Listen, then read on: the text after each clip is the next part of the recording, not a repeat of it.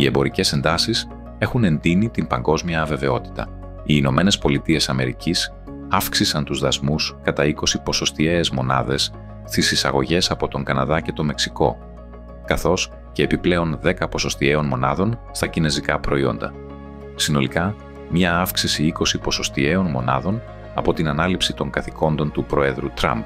Οι αγορές αντέδρασαν έντονα.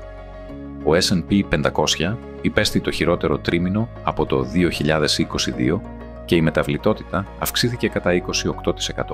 Η Goldman Sachs αναμένει 3 μειώσεις επιτοκίων της Ομοσπονδιακής Τράπεζας των Ηνωμένων Πολιτειών Αμερικής φέτος για να μετριάσει τους κινδύνους ύφεσης. Στις Ηνωμένες Πολιτείες, οι νέοι δασμοί όθησαν τον πληθωρισμό στο 2,8% Core PCE και το καταναλωτικό κλίμα εξασθένησε. Το ΑΕΠ θα μπορούσε να συρρικνωθεί κατά 2,8% GDP Now, υποδηλώνοντας κινδύνους στασιμοπληθωρισμού. Στην Ευρωζώνη, ανησυχώντας για την επιβράδυνση της παραγωγής, η Ευρωπαϊκή Ένωση εισήγαγε την πρωτοβουλία Rearm Europe, μια πρωτοβουλία αμυντικών δαπανών ύψους 150 δισεκατομμυρίων ευρώ. Η Ευρωπαϊκή Κεντρική Τράπεζα μείωσε τα επιτόκια κατά 25 μονάδες βάσης για να αντιμετωπίσει τις αυξανόμενες παγκόσμιες πιέσεις.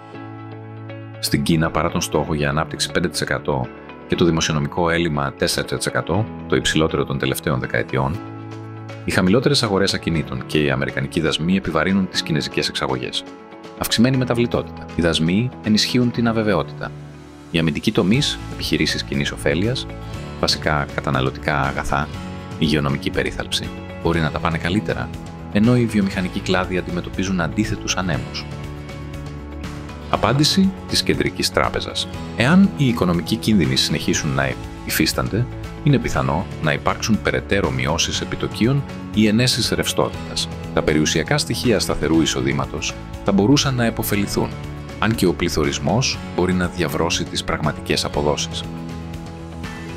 Διαφοροποίηση. Η γεωγραφική και τομεακή διαφοροποίηση μπορεί να βοηθήσει στη διαχείριση του εμπορικού κινδύνου. Οι επιχειρήσεις με ισχυρές εγχώριες αλυσίδες εφοδιασμού ή ισχυρή τιμολογιακή δύναμη μπορεί να υπεραποδώσουν. Αλλαγές στην αλυσίδα εφοδιασμού θα μπορούσαν να επωφεληθούν από τις τάσεις επανατοποθέτησης εάν υποστηρίζονται από κίνητρα πολιτικής.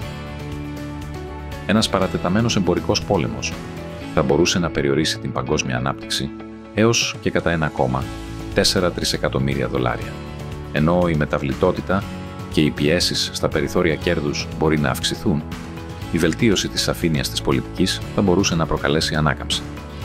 Η στενή παρακολούθηση του πληθωρισμού, των κινήσεων της Κεντρικής Τράπεζας και της εταιρικής ανθεκτικότητας παραμένει το κλειδί για τους επενδυτές.